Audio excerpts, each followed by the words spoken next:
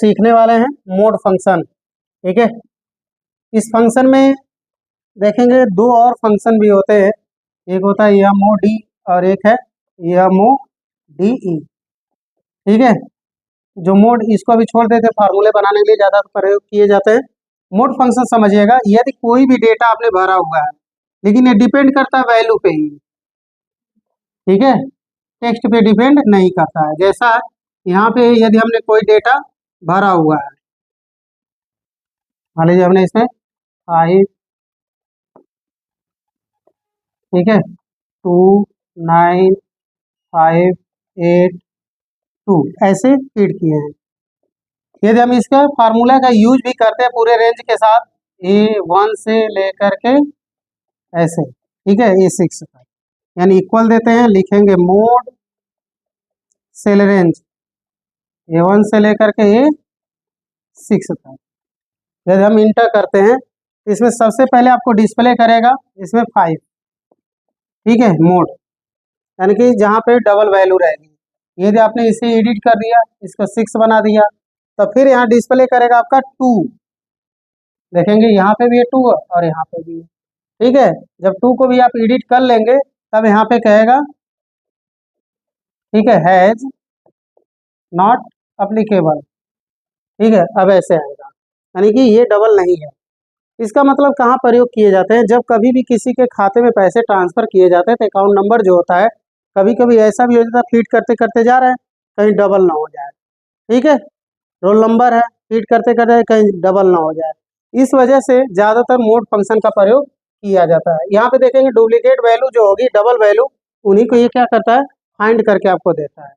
ठीक है, अब इसमें हम लोग ये फार्मूला लगाने वाले हैं। देखिए यहाँ पे अकाउंट नंबर दिया गया है, डबल कहीं न कहीं होगा, इसमें भी हम लोग यूज करने वाले हैं। देखिए आईडी डबल होगी। अब इसमें से यदि हम सर्च करते हैं, ये तो छोटा अमाउंट है यहाँ पे, अब देखेंगे, लेकिन बहुत बड़ा यदि रेंज हो उसमें से आप फाइंड करिए तो काफ़ी आपको टाइम लग जाएगा, कहीं ना कहीं आप इसमें देखेंगे कंफ्यूज भी हो सकते हैं। इस वजह से इसमें यूज करते हैं इक्वल साइन और देते हैं मोड। ठीक है, क्लियर है, MOD। यहाँ पे पूछ रहा है नंबर, पूरा रेंज हम दे देते हैं इसको। ठीक है, देखिए यहाँ से C3 से लेकर के C12 तक। ठीक है, यानी कि ये पूरा पूरा रेंज हो गया। अब इसके बाद से जैसे हम इंटर बटन प्रेस करेंगे तो जो डबल इसमें होगा वही बता रहा होगा, लेकिन आसपास में तो आपको दिख ही जाएगा, एकदम पास में तो बिल्कुल आपको दिख रहा है, हाँ ये डबल है, यहाँ डबल है, बस समझ आए। लेकिन बहुत बड़ा यदि डेटा हो और उसको सर्च करना हो तो क्या करेंगे हम, जैसे यहाँ से तो एडिट कर ही सकते हैं, तो उसके लिए हम लोगों ने पढ़ा हुआ है Ctrl+F, है ना। इससे ये पता चलता है कि आप जब इसमें डेटा भर देंगे उस हिसाब से फाइंड करेंगे, तो देखिए यहाँ पे रुका पॉइंटर। यदि बहुत बड़े डेटा को हमको फाइंड करना है तो बस यहाँ फाइंड करके एडिट करिए।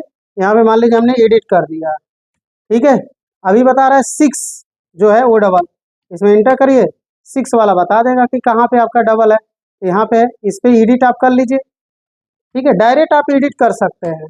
ठीक, अभी इसके हिसाब से हमें यहाँ पे चल रहा है, तो नेक्स्ट वाले के लिए भी यह बता रहा है, तो इस हिसाब से हमने यहाँ पे भी एडिट कर लिया है। अब देखिए आंसर क्या आ रहा है, यहाँ पे नॉट अवेलेबल। ठीक है, यानी इस हिसाब से हम क्या कर सकते हैं कि बहुत बड़े डेटा को भी हो, ये नहीं वहाँ पे बहुत ध्यान नहीं देना है, बस उसमें आपको ऑप्शन का प्रयोग करना है। Ctrl+F करिए, उस डेटा को यहाँ नोट करिए, इंटर करिए, डायरेक्ट वहाँ पहुँचा देगा। वहाँ से डुप्लीकेसी आप देखिए, ट्रैक करिए और उसे हटा दीजिए।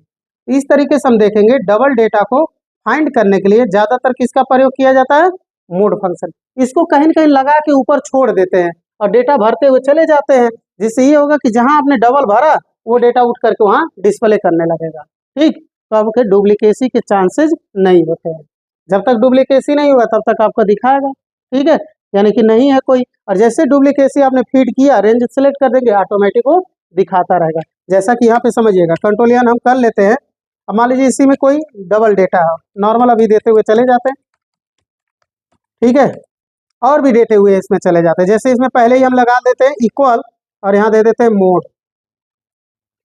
ठीक है, रेंज हम इसी पे क्लिक कर लिए, ठीक है, ई और ई लिख दिया, मतलब कहाँ तक सिलेक्ट कर लिया ये, 10,48,576 तक, बस इंटर कर दीजिए। ठीक है, ये बता रहा कि 1 आपका वैल्यू जो है वो डबल है। चलो भाई इसमें हम एडिट कर लेते हैं। ये बता रहा 5 वाला, अब जाने के अकॉर्डिंग हमें यहाँ पे क्या करें, मान लीजिए हम डेटा फीड करते हुए जा रहे हैं, जहाँ कहीं हम डबल वैल्यू दिए ऑटोमेटिक वो बता देगा। इस वजह से हमको एक बार ट्रैक करना होगा, अच्छा ये डबल डेटा है, ठीक है। इस वजह से हम क्या करेंगे, यहाँ पे एडिट भी कर सकते हैं। तो यानी कि डुप्लीकेसी हमारे होने के मिनिमम चांस होंगे। इस वजह से कभी कोई रिपोर्ट बनाइए, रोल नंबर लिखना हो चाहे अकाउंट नंबर लिखना हो, तो पहले लगा के छोड़ दीजिए मोड साइड में, है ना।